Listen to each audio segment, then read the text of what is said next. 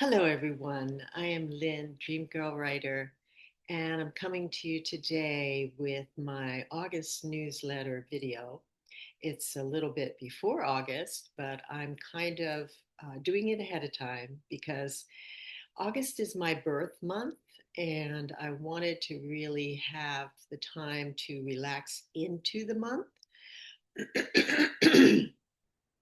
But I'm giving myself a little happy birthday ahead of time by making this ahead of time. And one of the things that I wanted to share here with you is how love goes beyond words. And I have an audio that I'm going to send out with this newsletter that is called Love Beyond Words. And I also have a dream reveal that I'm going to include with this newsletter. But I wanted to kind of show up in person and try to bring forth the way it is when I devote myself to my dream messages and how over the course of 15 years, going on 16 years, I have been so rewarded and changed and transformed and healed by my patience and my trust in the wisdom of my dreams that it's almost hard to express the magnanimity of that and how it just has kind of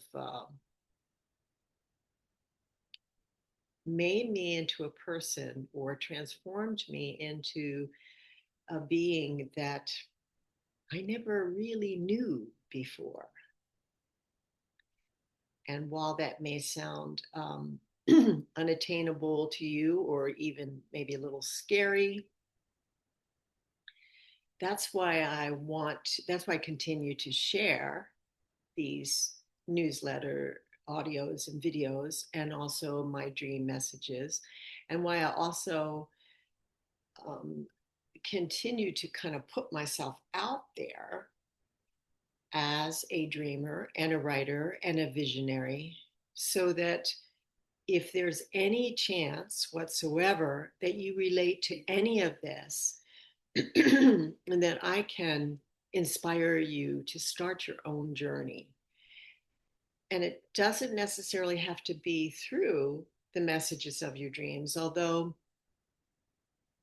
knowing what I do now about dreams and how kind of unimportant they were to me for most of my life until about my 60th birthday, I I can highly recommend that as one of the most accessible and simplistic sources. But a lot of you who are listening to this or watching this may be more creative in other ways or may have other aspirations. But I'm assuming that if you did click on a video by a dream girl writer, that you are interested in possibly knowing more about your dreams. And for that reason, I want to really do my best to inspire you to just start. And there's some very important things to know about this journey. And number one is that it is very subtle. The results are very subtle. There is a lag phase of even years sometimes. The dream reveal that I include with this with this video, is from 2024, I think. It's either 2024 or 2025. And it's now 2026. And yet I actually have in my dream chronicles of over the last 15 years, have 100 at least of those same types of dreams. So, what is it about the truth or the wisdom of the ages so to speak, or the the creative, juiciest, the most creative, most juicy messages that we receive about love and our,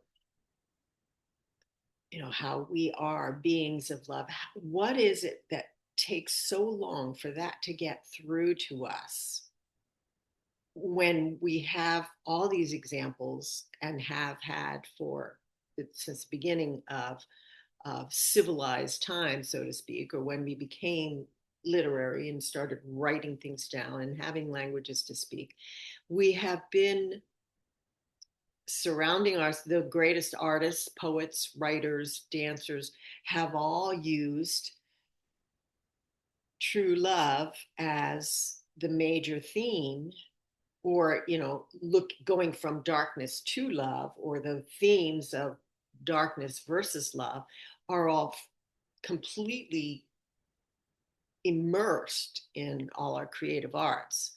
So I digress a little bit, but my question is to you is, why is it that if you are facing challenges and you are facing um, upheaval and trauma in your life and conflict in your life, why is it that sometimes the last thing you will do is go within?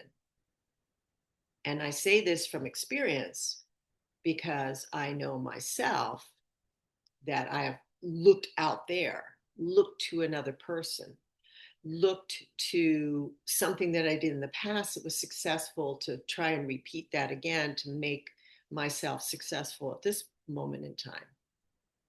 And to tell you the truth, pretty much none of those things ever worked for any length of time. I mean, yes, it works for a short period of time to look to the outside world for your validation, for your success.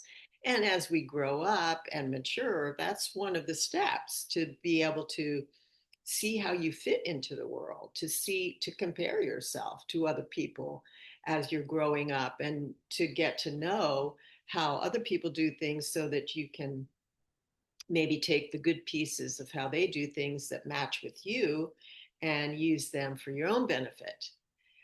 But when it comes to really getting down to the nitty gritty of being able to take what life gives you, the good, the bad, the ugly, the nasty, the incomprehensibly humiliating, to take all that and be able to face it, to look it in the eye, at least after a period of time, by using the resources that we already have. And my gift happens to be, or my gifts happen to be, dreaming and writing. And those two gifts together have given me the way in to my greatest wisdom. And yet, I went for 60 years pretty much without tapping into that wisdom fully. I would go in there occasionally when I hit the wall or got to the end of my outside resources. If I had to, I would, ask my heart and go within. But most of the time, up until around my 60th birthday, and around the time that I started really inviting in the wisdom of my dreams, I would look outside. I would look to others. I would think that, oh, I can figure this out. I just have to think about it. And again, our minds are wonderful vehicles, wonderful tools. Intelligence is, human intelligence is phenomenal. And yet, love and true wisdom goes so far beyond that. And to use that intelligence to actually go beyond itself is a feat of a marvelous feat. And I'm talking in paradox here. And again, I'm getting myself into a territory beyond words to be able to express this to you. But I guess if I impart anything to you with this video, that I wish it to be to just to start simple, to realize that the way the outside world works is pretty much the polar opposite of the way you receive gifts from within. You have to think in terms of process rather than results. It has to be an embodiment process rather than an intellectual process. And intellect serves us well in terms of getting us to the point where we know that intellect is not going to serve us.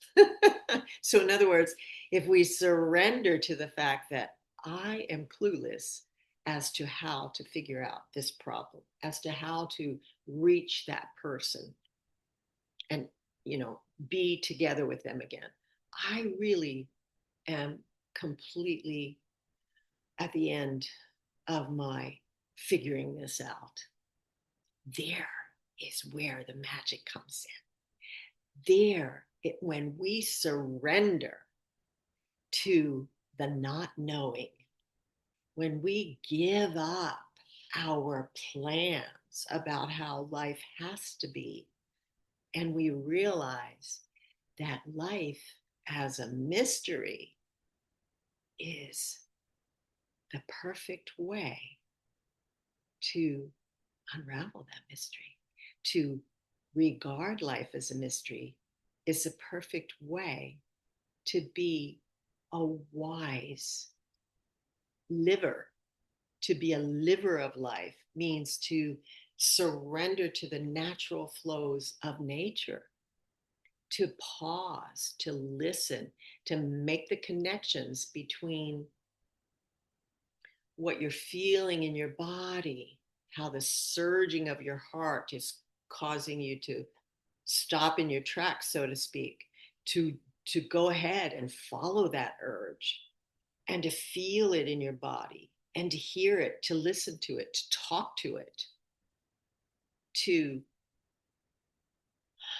make space for it, and maybe even have to put it off for later. Again, there's a couple things to remember when you do inner work. If you really want to, if you're really devoted to getting to the end of a fear or a dysfunctional pattern, or to just clear yourself, to detoxify yourself of something that's been plaguing you and making your life burdensome and or ugly, and maybe you've become the kind of person that you don't even like anymore. So to just remember that that moment at which you face that nasty thought about yourself or that ugliness in yourself is the most precious moment of all, because that's when you face the unknown, and that's when the path will be revealed as to how to transform that pain, to beautify that ugliness, to get back to the innocence of love within you, to recall, remember those feelings you had as a child when you loved life and when you played with abandon and when you threw yourself at the world, thinking that, well, let's see what happens if I jump off this cliff into the water. It's so different. Our two lives, our waking life and our dream life, and I mean dream life in terms of our creative life, in terms of when we suspend all the mental constructs and all the opinions and all the societal expectations, if we can just suspend that, say, okay, I know why it's there, maybe it has some use for most of us some of the time, but I'm going to just let that go, and I'm just going to let myself be. I'm going to pause, I'm going to take a walk, I'm going to just make myself a cup of tea or have a glass of wine. I'm just going to really, I'm going to journal. I'm going to do a creative project. I'm going to write down my dreams. I'm going to know that even without remembering my dreams when I first get up, maybe if I sit and let them come a little bit, maybe if I just write down or draw what I already remember, more will come. And I guarantee you that is the case. What I'm trying to say is that we're operating a lot of the time, especially those of us who do a lot of inner work and shadow clearing, we're operating with a foot in each camp. So we do have to get up, or, I feel like I have to get up and engage with the outer world because I want to, because my village, my people, my family, my lovers, my friends, that is what I'm here for, is to do that engagement. Otherwise, I would have chosen to be um, a monk on a mountaintop, and that's okay too. But I'm choosing to be here in this world. And yet, I know through my dream wisdom that I'm really not of this world, that I'm beyond words, just as love is beyond words, because I am love. And the essence of me does not have to be explained or justified in words or shared in words, even. But I can share the real me in that outer world through what I learn in my dreams and in my creativity and in my um, devotion to my gifts and devotion to sharing those gifts and my devotion to um, how shall I put this? My devotion to being a goddess in love, in waking time, in real life, or what we call real life, without feeling arrogant or without worrying about I will be judged for that or mocked for that. To just bring that into my being, into my emanation, into how I walk around the world. And yes, it's hard because again, we have a foot in both camps. We're fighting almost a tide every day. And I say we, but this is my perspective on it. When I get up from being in a space of complete sort of holiness, a sacred space, and having just unpacked a message from my dream and knowing that that message is, in addition to pertaining to my life at this time, also pertains to other lives and also has great import to understanding my past in this life, and also has a wondrous gift to give me for my future. I get up from that space where I'm just walking on air, so to speak, and I go outside and there's grumpy people, and maybe people refuse to make eye contact with me, which always kind of sort of hurts me a little bit or kind of impacts me a little bit, like, wow, they just missed smiling at me. They just missed seeing my face. And it's daunting, but it's also a wonderful experiment or adventure, if you will, because there has come more and more times when I do get that person to look at me who's passing and look up from their phone that they're scrolling on. And that's such a triumph to me, to meet their eyes and to see a grumpy face, looking down at their phone, look up, see my face, and smile in response to it. And these are pretty mundane or maybe even simplistic examples, but that's the beauty of it. That the greatest joy that I have felt in this life has come from the most the simplest things under the most mundane conditions and without any expectation whatsoever. It has just come to me, or the person has just come to me. And every single time, I have been at ground zero in my life, an angel has appeared to me. I may have had to sit there with it and completely give up on knowing where to go or what the solution is. But probably because of that, that's when life opens the door.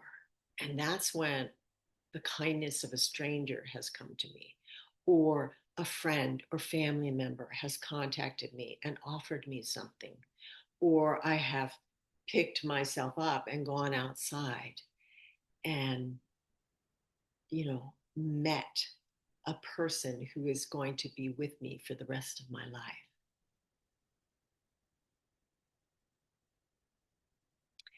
So I know I have rambled quite a bit, as I often do, but my wish for you is to be able to appreciate that what we're told pretty much from the get go, even by loving parents or people who really know what they're talking about in terms of life or success or failure, or they are really coming from a good place with us. I just want you to know that all of that, in order for us to really get to the truth of ourselves, in order for us to really be our authentic selves, we have to at least suspend temporarily everything else we've heard. And this is one of my kind of dream secrets that I offer in my dream guidebook, is that let go of everything you've heard before and just trust. Trust in your own intuitive guidance, trust in your own wise counsel. And yes, you can take to heart what other people tell you, especially if those people have been good influences in your life and they have shown their love and support for you in very meaningful ways. Still, they are themselves. They are doing life their way, and they have their own inner wisdom to guide them. And even though when we tap into our inner wisdom, we are actually tapping into the wisdom that everyone taps into, it's our individual way to get in there that counts. And that individuation, even when we join in love, in universal love with everyone else, that individuation still offers everyone else a little different piece, a little way, a little, excuse me, hard to get out, a unique perspective that they've never seen before. In fact, each moment that we are alive, we are being offered a unique perspective on how to see life and how to feel and how to see ourselves. So, again, I've rambled on, but what I want to impart to you is just to keep going. It is tough to keep a foot in both camps, if you will, and to stay open to both of, the outer world and the conflict and your tough relationships giving you as many gifts as your inner wisdom. But that's happens and that comes about because you allow them to be merged. You stay open to both ways, to going within, like to finding peace in a world or a place where everybody else is peaceful and everybody talks about peace and everybody values peace. Well, that's wonderful to find peace there. And hopefully, you're not hard headed enough to pass up on that. But to find peace within conflict as if you are the eye of the hurricane, to be able to catch those arrows in mid-flight that are aimed at assaulting you from someone else's pain and fear, and to turn them back into love for yourself. To be able to know that regardless of what happens or what fails to happen, that you are meant to be here and everything is happening exactly as it should. Now, to do that, that is a way of merging those two worlds. That is the way of love. And that is beyond words because only you can feel your way through that. Thank you for listening. And I'll say bye for now before I belabor this point. Stay in love. Return to love. Know that love is all there is, and that all trauma and conflict and non love are just waiting there for us to transform them. Do your best. Thank you.